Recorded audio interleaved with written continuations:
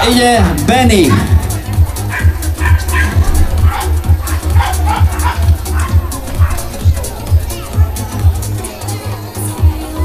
Môžem ťa poprosiť? Najprv, že by si mi povedala, ako vznikol ten odev. No tak, ušila nám ho tá istá teta, ktorá aj ten predtým. Aby som tomu rozumel. Tá teta, ktorá šila predtým, tak šila aj toto.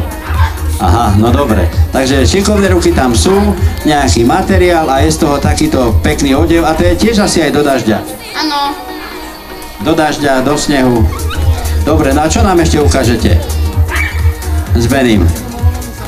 Vie zaštekať? Áno. No ukáž ako.